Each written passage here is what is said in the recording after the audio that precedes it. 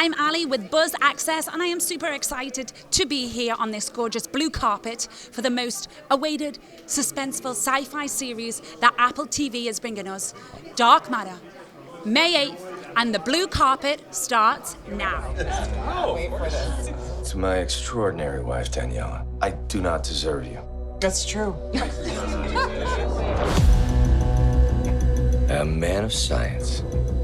He is married to the woman of his dreams, and they have a good life. Have a good day. Coffee to go? Oh my gosh, you're my hero. Until one night, he doesn't make it home. When he regains consciousness, everything has changed. I am Blake Crouch, the author, showrunner, and writer of Dark Matter. Congratulations. This is incredible. It's been a long-awaited series.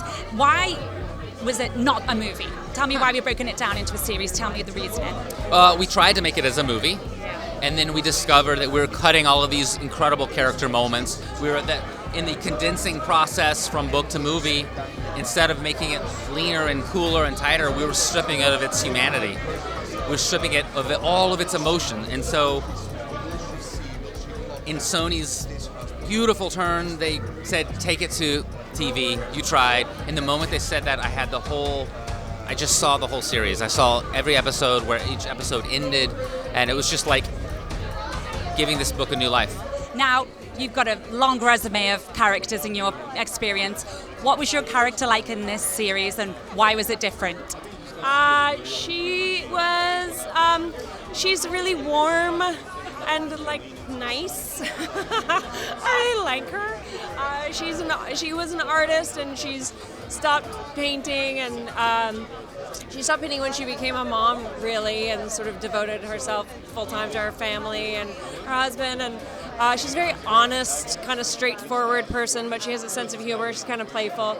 And she finds herself in this crazy circumstance, trying to sort out what the heck is going on with her husband, who starts acting really differently. I play two versions of the same man, essentially. Jason Desson, who is in one world a very successful entrepreneur and sort of physics pioneer, and on the other hand, washed up physics professor. Both of them very interesting, but on one hand a family man, and on the other hand a bit of a bachelor man. And the road not taken. If you could have taken a different path and not been this fabulous actor, what would you be? I may have been a painter. I may be dead, and I may be lost, or I may be, who knows, but they're definite options. Well, I get to play Joel Edgerton's best friend, which is always just a pleasure, an easy thing to do, but I think Ryan's kind of the barometer of the physicalization of what they're talking about with superposition and Schrodinger's cat and all these things, the way you can physically change, where he's kind of the first guy you see there's one version and there's another version. They look completely different, but they both have the same soul. And I think that's what we're talking about, is that you are the same human, no matter what circumstantial experiences are coming at you. And I just love the investigation of that human daydream of what if I made the other choice? And it unpacks it so beautifully, so brilliantly. And then I think it concludes to me with you are where you should be, which is that's a philosophy I'm into. I was going to say, it must have been hard to switch your brain off when filming this, because it's a lot of questions. And it's just so universally human, the themes that we're talking about, and the worries and the fears and the jealousies and stuff like that. So Charlie Desson, he's just a normal teenager, basically. But the series kind of takes him on this arc where, he has to restructure his entire world, and that's kind of his arc. I won't go too far into it because I don't want to give anything away. But and how was this in terms of a job? Was this a role that you envisioned? Is it something very different from what you're used to? Tell me about you personally, how you enjoyed it. Yeah, I mean, this was one of the first, I've never worked on a series start to finish like this. I've done TV before, but this is the first time I was really involved in a project for this long. So it was incredible, and I've never had that opportunity before. So it was a lot of fun. Well, I play Leighton Vance. He's the CEO of Velocity, and my character, along with Joel's character, Jason, create a box.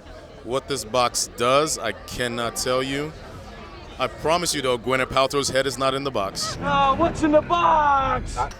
That's a different movie.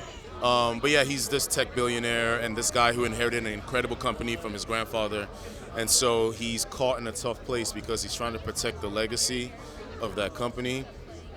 But that is in direct conflict with Jason's character and what Jason intends to do with the box. And so my character's in this very torn place as to, do I, not break the loyalty of my friend, or do I break the loyalty to my legacy? And I just think when you're in a great conflicting place like that, it's a great breeding ground for story. My character is named Blair, and I play the best friend of Daniela, who is, it's an interesting character too, because I also get to play the best friend in an alternate universe of Alicia Braga. And so it's a girl's dream come true to have like amazing besties like Jennifer Connelly and Alicia Braga. So it's, I get to play lucky. That's what I get to play, a lucky girl. My character is Amanda. She is a psychiatrist. She works with Joel Edgerton's character. She is a strong woman who goes on a crazy ride with this man. I want my life back. Do you ever get that feeling? Want to kiss and hug her? Do it now. Tell her you love her. And I can never go home. You have been buzzed. This is Joel Edgerton. I need to use the box to get home. The world you're looking for is a grain of sand on an infinite beach. I need to get home to my family.